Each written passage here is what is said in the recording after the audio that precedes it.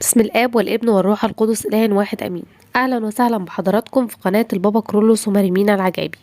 كنا بدأنا بعرض سلسلة ومجموعة من معجزات سيدنا مثلث الرحمات الأنبا مينا مطران جرجة، ودلوقتي بنستكملها مع بعض بمعجزة جميلة جدا من معجزات الأنبا مينا. بس قبل ما نعرف تفاصيل معجزة النهاردة، ياريت اللي بيسمعنا لأول مرة يدعمنا باشتراكه في القناة ويفعل زر الجرس على الكل عشان يوصلكوا كل إشعار بتقدمه قناة البابا كرولوس ومريمينا العجائبي.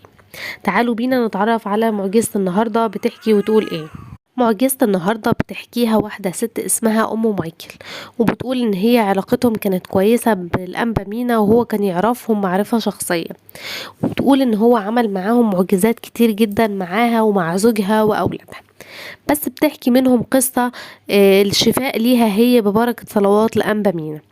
بتقول في سنة 2001 في يوم من الأيام صحت من النوم ولقت إن عندها صداع شديد جدا في رأسها، وما قدرتش إن هي تستحمل الصداع ده، واشتد الصداع عليها لدرجة كبيرة جدا ولأعلى درجاته، وده وصلها ان هي تقع على الارض، ولقت ايديها اليمين ورجليها اليمين مش قادرة تحركهم خالص، وكمان اتأثر لسانها في الكلام شوية كده، يعني ما قدرتش ان هي تتكلم وبقى لسانها تقيل شوية من الوقعة والصداع الجامد جدا اللي كان عندها.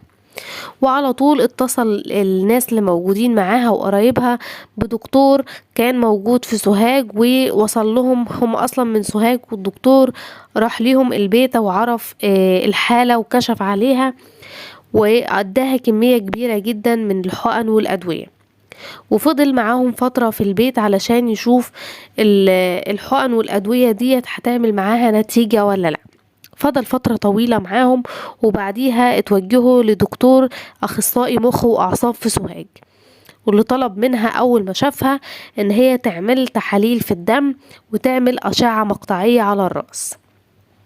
وبالفعل تم عمل عدة تحاليل في الدم في أكتر من معمل تحاليل عشان يطمنوا إن النتيجة هتكون واحدة، وبعدين عرضوا التحاليل والأشعة المقطعية على الدكتور، واتضح من الأشعة المقطعية إن في قطع في أحد الشرايين في الرأس، عمل نزيف بسيط، وحجم القطع ده مكتوب في التقارير ديت اللي كتبها دكتور المعمل.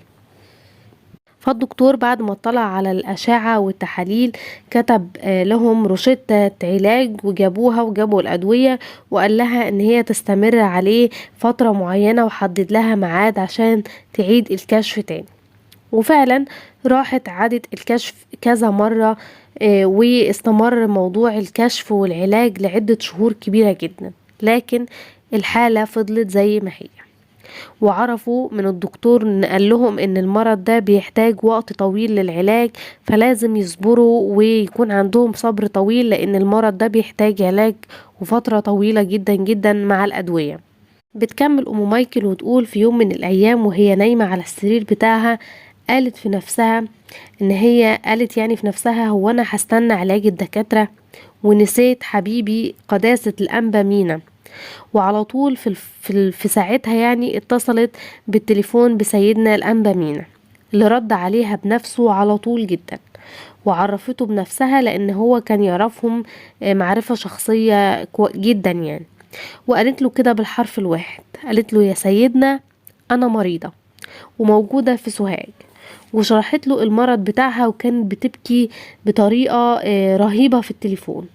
فسيدنا اتضايق جدا من صوتها، يعني وان هي مريضة وبتعيط.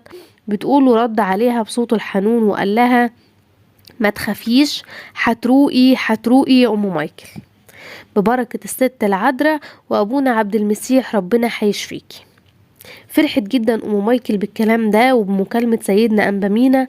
بتقولوا بعدها بأيام قليلة جدا بدأت ان هي تبقى كويسة، وتحس ان هي بقت تمام يعني، وبدأت ان هي تتحرك من على السرير بتاعها. والغريب كمان ان ايديها ورجليها بدأوا يتحركوا، وكمان بدأت تتكلم بصورة طبيعية، لان كان لسانها متأثر بالمرض ده، فكان كلامها صعب خالص او تقيل جدا. بدأت ان هي تبقى تشفى تماما. وبعد كده قالت انا لازم اروح للدكتور اللي كانت بتكشف عنده علشان تعيد الكشف ويشوف ايه الموضوع وايه اللي حصل. وفعلا راحت للدكتور اللي طلب منها قبل كده أشعات تاني، وأول ما شافها استغرب جدا وبقى في حالة اندهاش عجيبة جدا، وطلب منها على الفور ان هي تعمل أشعة مقطعية تاني عند نفس الدكتور اللي عملت عنده المرة الأولى. وفعلا راحت عملت الأشعة تاني وتحاليل، ورجعت للدكتور عرضت عليه الأشعة، والدكتور قارن الأشعتين ببعض الأولى والتانية ولقى إن في فرق رهيب جدا، وأقر إن دي معجزة بكل المقاييس، لأن الموضوع ده بتاع المرض بتاعها ده بياخد وقت طويل جدا جدا في العلاج، ولازم حتى بعد شفاء المريض لازم يسيب أثر ولو بسيط جدا في المريض، يعني يبان عليه إن هو كان مريض بالمرض ده، يكون سايب أثر عليه، أثر على الكلام، على الحركة، لازم يسيب أثر. لكن الدكتور استغرب لأنه لقى المريضة اللي كانت قدامه شفيت تماما ومفيش أي أثر متروك عليها بسبب المرض ده. في الوقت ده الست حكت له بكل اللي حصل والمكالمة اللي دارت بينها وبين الأنبا مينا في التليفون، وانه قال لها بالحرف الواحد كده، قال لها ما تخافيش، هتروقي يا ام مايكل ببركة العذراء وابونا عبد المسيح، ربنا هيشفيك.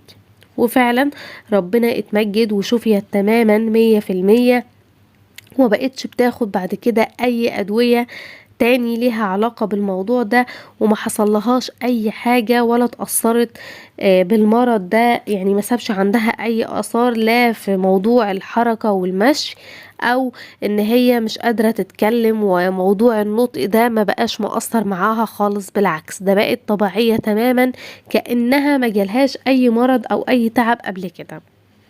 وده اللي أقره الدكتور اللي كان متابع الحالة معاها، لأنه بعد ما شاف الأشعة التانية لقى إن مفيش أي مكان للنزيف اللي كان حاصل أو أي أثر للنزيف، يعني كأن لم يكن ولا كأن كان فيه قطع شريان أو أي حاجة من دي خالص.